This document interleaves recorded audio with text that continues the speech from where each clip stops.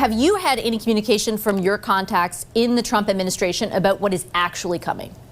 Well, I was pleased to see that there was a reprieve. We don't know how long that's going to be for, but I think what I hear, no matter who I talk to, who's close to him, is that the president likes to have a win. And you can put together a win in any number of ways. He's put tariffs out there as a way to be able to address some of the issues that he has. But I think he's also put a few other things out there, like our NATO commitment, Arctic security, border security. And so I'm of the view that those are the real issues. And if we can address those, we might be able to avoid tariffs altogether. Do you think those are the real issues? And I ask because, yes, he has raised the specter of each of the three things that you just laid out. But he has also talked about, to be frank, some ridiculous things like Canada becoming the 51st state, like tariffs, not being punitive. I remember an interviewer asking him, well, this is going to punish American consumers. He said, I don't agree with you. Like, he believes in the utility of them on their own, aside from any leverage he might be using them to, get more NATO spending, doesn't he? I think he wants to make sure that we are a partner in the defense of North America and the United States in particular, which is why I think we keep on hearing about 2% NATO. It's why we keep on hearing about Arctic security, and why we keep hearing about the border security plan. Because when you look at what he did on his southern border, that gives you the kind of idea of the sort of response that he's looking for. Maybe not quite to the same degree, but that's a pretty good indication of what he's looking for from us. But it's very clear that this is a president who has advisors who believe that tariffs are a great source of raising revenue. Yeah. The problem in the Canadian context is you add 25% to that many goods going into the United States, it's just going to increase the cost of goods to Americans. And he also has an interest in trying to keep those prices low. So I think that there are some of his ideas that are competing with each other, and it's up to us to make the case about why we should continue to enjoy this tariff-free relationship, take care of the security issues, and then we can maybe start dealing with some of the individual skirmishes and irritants one by one. You've made the argument so far that the focus should be placed on that and not on raising the prospect, for example, of counter tariffs. What purpose would that serve? I always think that you should try to avoid a fight, especially when you've got a bigger adversary that you're fighting against. The American economy is 10 times the size of Canada, and if we get into some kind of tit-for-tat retaliatory tariffs, neither country is going to benefit from that, and Canadian consumers are going to be harmed. That's why my approach has been, what can we do to avoid the fight?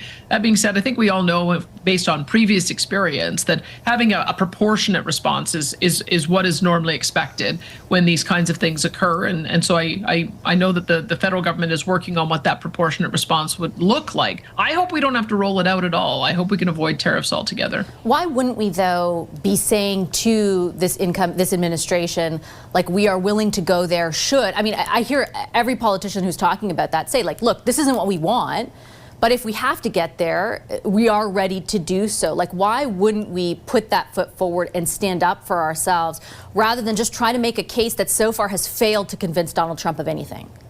I guess it just depends on what you think about what it is the president really wants. This is a president that likes the fight. And so if we're going to be fighting publicly, then I don't think we're going to be moving on to the issues that really matter. He's also a president that likes the wins.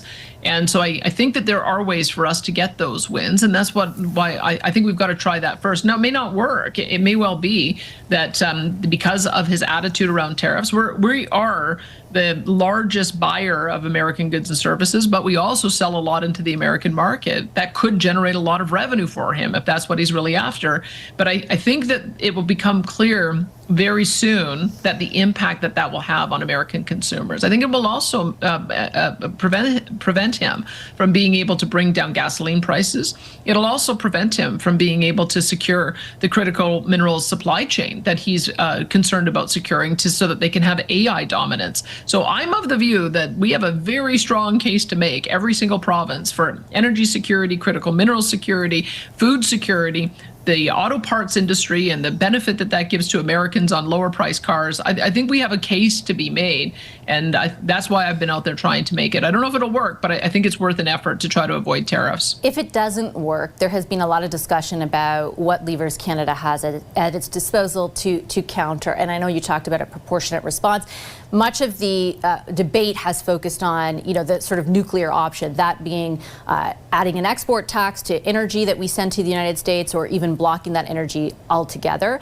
I know that you have argued that it's not logical and that you would very much oppose that. Steve Verhoeven, who was our negotiator during the initial round of renegotiating NAFTA essentially a number of years ago, said that you've undermined Canada's negotiating position this time around. Doesn't he have a point?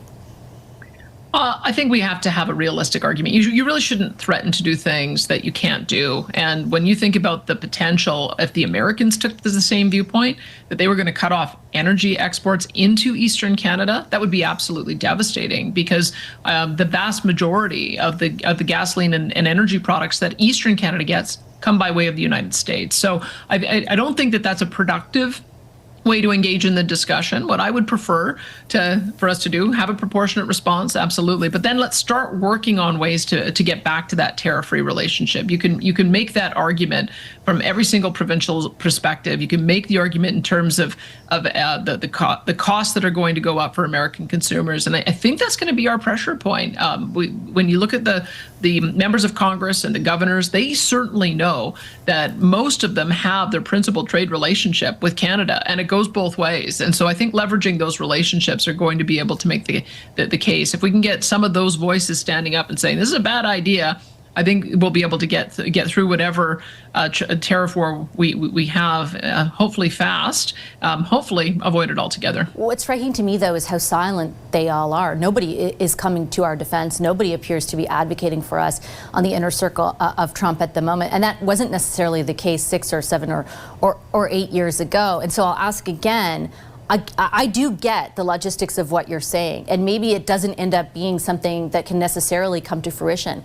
But why would we come to a fight with the thing that we have the most leverage with, like one arm tied behind us? Like, what is the point of taking that off the table? And are you doing that just to advance your own political interest domestically? Well, Albertans don't want to see another equalization program. Let's be very clear about what an export tariff is. It means putting a tax on Canadian goods so that all the dollars go to Ottawa, so that Ottawa can use those dollars to redistribute to other provinces. And we've seen that newsreel before. We saw it with the way equalization works, but more in our history, the way Pierre Trudeau dealt with our province, and it created national unity problems. This is not a time that while we're having a fight with our biggest trading partner, that we also have a fight with each other. I would say let's focus on the things that we can agree on together. Let's take a Team Canada approach. Let's maybe get the Energy East pipeline back on the rails so that our Eastern Canadian friends don't have to rely on the U.S. for this vital fuel. Let's talk about more ways to get pipelines to the West Coast so that we can